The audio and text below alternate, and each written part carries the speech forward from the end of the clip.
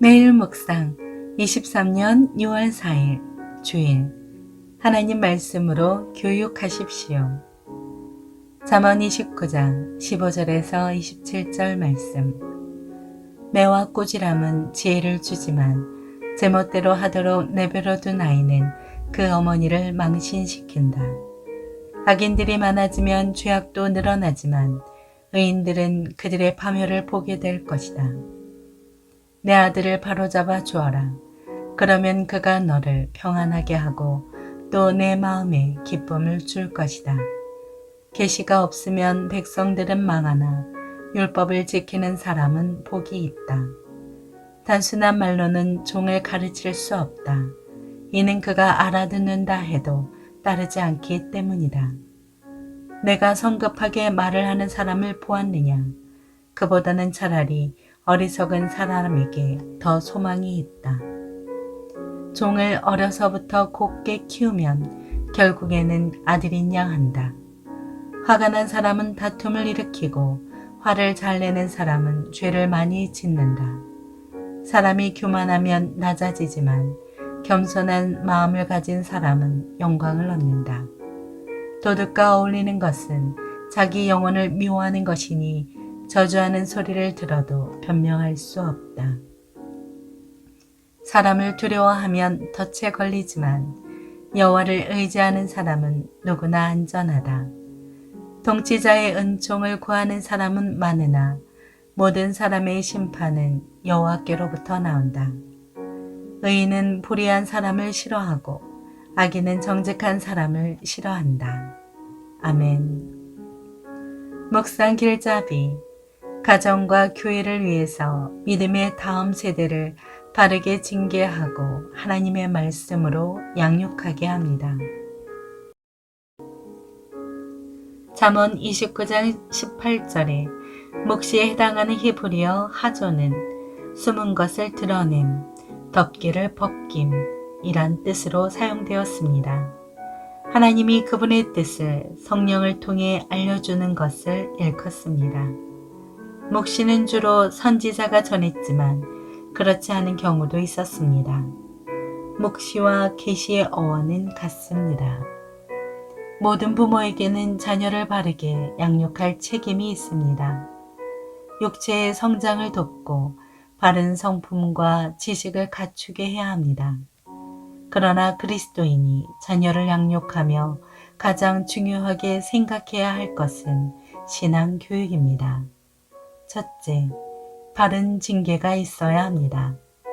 자녀가 바른 삶을 살도록 하기 위해서는 잘못을 저질렀을 때 반드시 징계해야 합니다. 자녀가 아무런 징계도 받지 않고 자란다면 부모는 수치를 당합니다. 하나님의 말씀대로 자녀를 훈계하고 필요할 때는 징계해야 합니다. 그래야만 자녀가 하나님을 경외하며 선한 길을 걷는 인생을 살 수 있습니다. 둘째, 말씀으로 교육해야 합니다. 하나님의 말씀이 없는 백성은 제멋대로 방자하게 행동합니다. 삶의 바른 기준과 방향과 목표를 설정할 수 없기 때문입니다. 우리는 가정과 교회 공동체가 하나님의 말씀 중심으로 세워지도록 최선을 다해야 합니다. 그러기 위해 우리가 먼저 말씀대로 살아가는 모습을 보여주어야 합니다. 셋째, 하나님만 의지해야 합니다. 사람을 두려워하는 인생은 스스로 덫에 걸려 넘어집니다.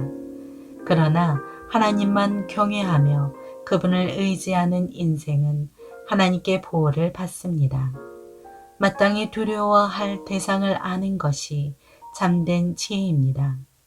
그 지혜를 가진 의인의 삶은 세상과 사람만 두려워하는 악인의 삶과 완전히 다를 수밖에 없습니다. 자녀들과 다음 세대가 세상을 이기고 믿음으로 승리하는 삶을 살 수 있도록 양육하십시오. 그러려면 하나님의 말씀을 가르쳐야 합니다. 하나님의 말씀으로 격려하고 위로하며 바르게 징계해야 합니다. 그렇게 우리가 가정과 교회를 아름답게 세워 가시기 바랍니다. 삶의 적용. 사형을 언도받은 어느 사형수가 어머니를 만나고 싶다고 해서 만나게 했는데 마지막 작별 키스를 나눌 때 어머니의 혀를 물어 뜯었다는 이야기가 있습니다. 자기가 남의 물건을 훔치거나 나쁜 짓을 해도 한 번도 나무라지 않았다는 원망에서였다고 합니다. 엘리 제사장이 자기 아들인 홈니와 비느하스가 회막에서 수중두는 여인들과 동침하는 것을 보고도 금하지 않았기에 하나님이 그 가문에 재앙을 내리셨습니다. 올바른 교육은 내가 올바르게 가르치며 올바르게 사는 것을 보여주는 것임을 알아야 합니다. 어디서나 삶의 중심에 하나님의 말씀을 두고 살아가는 훈련을 합시다.